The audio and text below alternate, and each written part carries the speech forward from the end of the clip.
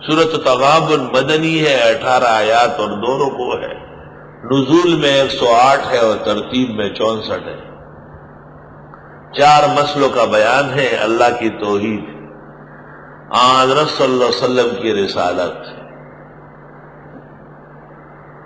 اور ایمان بالآخرت، اور دین کے لیے مصائب اور شدائد پر استقامت۔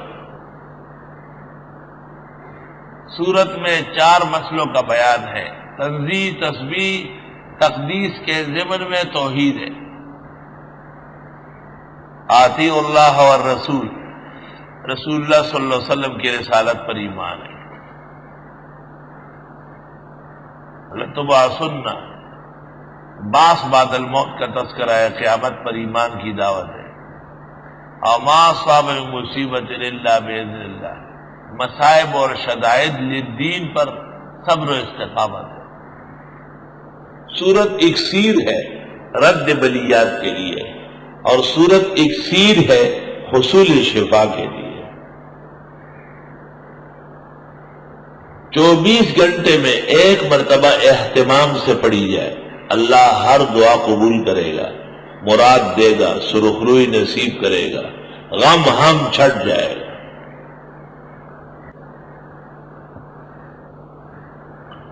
سورت کے ذریعے ظالم کا دل نرم کرنا اور ظالم کے پنجے ظلم سے نجات پانا، اور ظالم کے مقابلے میں مظلوم کا فتح یاب ہونا، اس کا نسخہ اکسیر ہے۔ پڑھنے کے 2 طریقے: مطلقاً کسی وقت بھی پڑھو، اور 41 مرتبہ پڑھ کر پھر ایک وقت متعین کر کے پڑھو، اور تیسرا طریقہ یہ کہ نماز فجر سے پہلے یا نماز فجر کے بعد پڑھو 1 دفعہ، اور چوتھا طریقہ یہ: بیمار لاعلاج مرض میں، مشکل میں پھنسا ہوا مریض، اس کے چاروں طرف آدمی بٹھاؤ فجر کی نماز کے بعد، اور وہ 41 مرتبہ تلاوت کر لے، اور پھر دعائے صحت و شفا مانگے۔ مجرب ہے کہ اللہ شفا عطا کر دے۔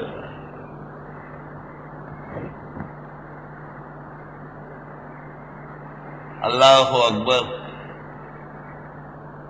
سمجھ گئے؟ یاد ہے تجھے؟ کب یاد کرو؟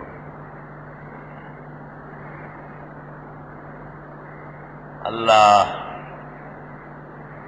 پشتوں میں عام رواج ہے، تقریباً مرد و زن سب کو یاد ہوتی ہے۔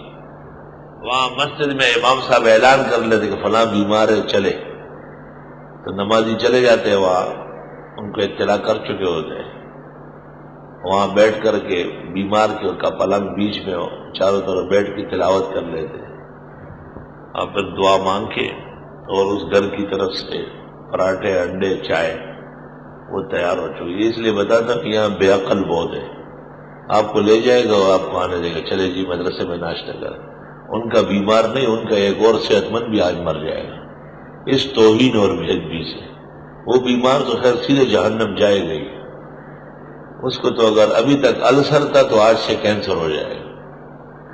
طلباء اور قرآن پڑھنے والوں کی توہین کرنے والا کبھی اس کے خاندان غرق ہو جاتا ہے۔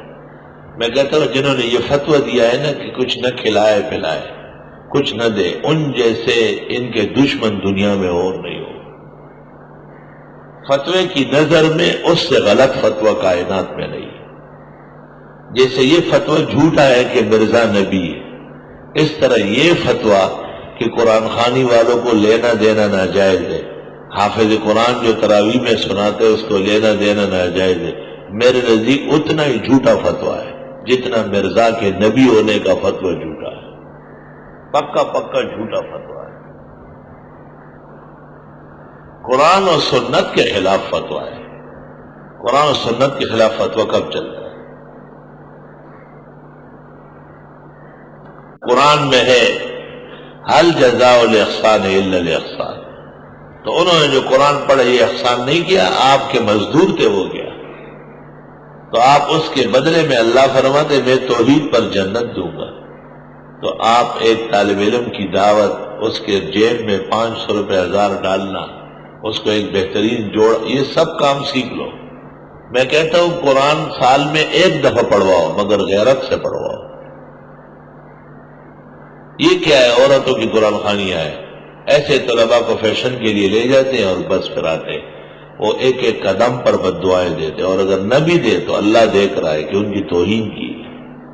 گھنٹہ ڈیڑھ گھنٹہ اس کے گھر میں بیٹھے رہے اور خالی آتا ہے نہ اپنے معمور کرے، لبریز کرے. یہ فتویٰ جس میں حافظ قرآن کو یا قرآن خوانی پر لینا دینا منع کیا، یہ فتویٰ غلط فتویٰ ہے. میں نے تحریراً تقریراً تحقیقاً اس کا ہر زمانے میں رد کیا ہے. اور آج کل ہمارا رسالہ شائع ہے دینی امور پر اجرت لینا جائز ہے. اصل یہ تحریر تھی فتویٰ بابت اکرام حافظ، اور یہ حضرت الاستاذ مفتی اعظم پاکستان مولانا مفتی ولی حسن اور مفتی رشید کی موجودگی میں پیش ہوا ہے. الحمدللہ دونوں نے اتفاق کیا کہ اس کا رد نہ کیا جائے، اس کے فوائد بہت زیادہ ہیں. اصلاً یہ ڈاکٹر عثمانی کے خلاف لکھا گیا تھا، طلبہ یاد رکھے آپ. اس کے ساتھ یہ لکھنا چاہیے تھا کہ ڈاکٹر عثمانی جو شیطان پارٹی کا بڑا تھا اور اس نے حزب الشیطان بنایا تھا اور لوگوں کو دھوکہ دینے کے لیے اس کو حزب اللہ کہتا تھا. اس کی ایک تحریر شائع ہوئی تھی، کیا دینی امور پر اجرت لینا جائز ہے؟ یہ مؤذن اذان کی تنخواہ دیتا ہے، یہ امام امامت کی تنخواہ لیتا ہے، یہ مفتی یہ مدرس تنخواہیں لیتے ہیں. ان کے پیچھے نماز پڑھنا، ان کی اذان پر کلمہ پڑھنا اور ان کی اذان پر آ کے جماعت میں شریک ہونا، ان سے فتوے مانگنا حرام نہ جائے. یہ مجرموں کی جماعت، اس کا رد میں نے کیا. لوگ ایسے شارٹ کٹ لگاتے ہیں، شارٹ کٹ نہیں ہے، اس کے درمیان میں دریا ہے. تو میں نے کہا دینی امور پر اجرت دینا چاہیے. ایک تو اس لیے کہ قرآن و سنت میں ہے ان خیر ما اخذتم علیہ اجرا کتاب اللہ، اور دوسرا یہ کہ ہمارے امام صاحب سے نقل نہیں ہے، اس میں صاحب مذہب سے نقل نہیں ہے. تو اتنے مولویوں سے میں کہاں ڈرتا ہوں، ان کا جواب میں کر سکتا ہوں، میں نے جواب دے دیا اس کو. اتنے سے کام نہیں چلے گا. حافظ قرآن کے لیے بہترین انعام ہونا چاہیے. اس دن ہم ایک جگہ گئے، وہاں پر 2 بچوں نے قرآن تراویح میں پڑھا تھا. میں نے وہاں کے مسٹر سے پوچھا کہ ان کو کچھ انعام و اکرام کیا؟ کہ نہیں یہاں عادت نہیں ہے. میں نے کہا یہاں ذلیل کرنے کی عادت ہے. میں نے کہا جس رات حرم شریف میں تراویح میں ختم ہوتا ہے تو وہاں ایک باب ہے حرم میں، وہ بند کیا جاتا ہے لوگوں کے آنے جانے کے لیے، کیونکہ اس سے بادشاہوں کے ہدایہ آتے ہیں اور بڑے بڑے بکسے ہوتے ہیں، سونا اس میں ہوتا ہے، ڈالر اس میں ہوتے ہیں، اماموں کو پیش کرنا. حنابلہ کے نزدیک بہت ضروری ہے. اللہ اکبر. حرمین شریفین میں ناجائز و حرام نہیں ہو سکتا. کعبے کے سامنے انعامات تقسیم ہوتے ہیں. یہ کبھی کہتے ہیں یہ اجرت ہے، کبھی کہتے ہیں یہ المعروف و کالمشروط ہے. اپنی طرف سے باتیں بنائی، کوئی چیز ان کے پاس نہیں. یہ وہ فتویٰ ہے جس کے پشت پر قرآن و سنت نہیں ہے. یہ فتویٰ ہے جس کے پشت پر مجتہد کا قول نہیں ہے. یہ وہ فتویٰ ہے جو تحقیق و تدقیق سے خالی ہے.